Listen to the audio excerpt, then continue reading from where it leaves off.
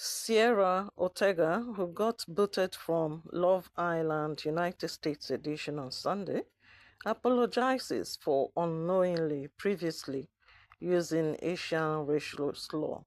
Listen to her. I know a lot of people have been waiting for me to speak up about the news that's come to light recently, and now that I've been back in the US for about 48 hours and I've had the chance to process, I now feel like I'm at a space where I can speak about this without being highly emotional because I am not the victim in this situation. While I was in the villa, there were some posts that resurfaced from my past where I was very naively using an incredibly offensive and derogatory term.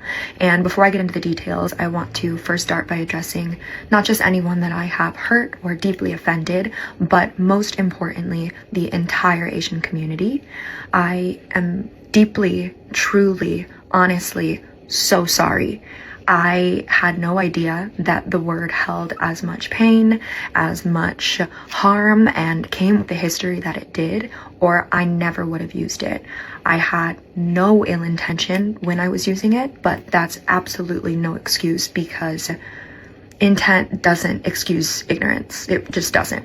And I just need you to know that I am so sorry, but this is not an apology video. This is an accountability video. I do want to hold my hands up and say that I take accountability for using the word, but I do want it to be known that I genuinely had no idea that it was a slur. I had no idea of its meaning, and it wasn't until I made the public story post in 2024 when a follower of mine reached out to correct me and let me know that what I was saying was incredibly hurtful. It was a derogatory term. It was a slur. And in that moment, I was embarrassed. I, of course, immediately deleted the post. I was apologetic and I educated not only myself on the true meaning and the history of the word, but also anyone around me who was accidentally holding space for this slur. When this person did message me, which I'm so grateful that she did, I had a good conversation with her about it. I made the correction immediately. The word was immediately removed from my vocabulary.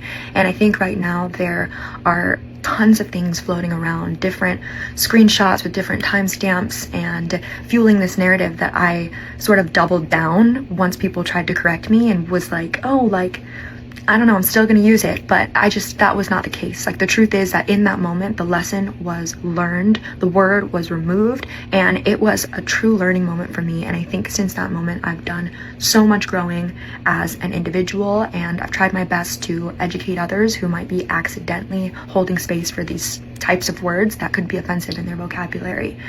I completely agree with the network's decision to remove me from the villa. I think that this is something that deserved punishment, and the punishment has absolutely been received for sure. I think the backlash has obviously been very hard to deal with, but I understand that people are kind of confused on why I would have even said it or why I would have been doubling down and continuing to use it. So I understand where the hate is coming from. And, you know, I can do my best to drown out the noise and pay attention to the truth. But what's been extremely, extremely difficult is the way people are approaching my family and my loved ones. You know, they have had ICE called on them. My family doesn't feel safe in their own home. I'm receiving death threats. Like, there's no need to fight hate with hate. I don't think that that's justice. And if you want to know that you're heard and that I'm sorry and that I will move differently, I promise you that's what will happen. I know that no apology could ever be enough for the harm that I've caused and the offense that's taken place. I know that moving forward, my actions and how I decide to live my life from here on out is gonna speak louder than any apology ever could.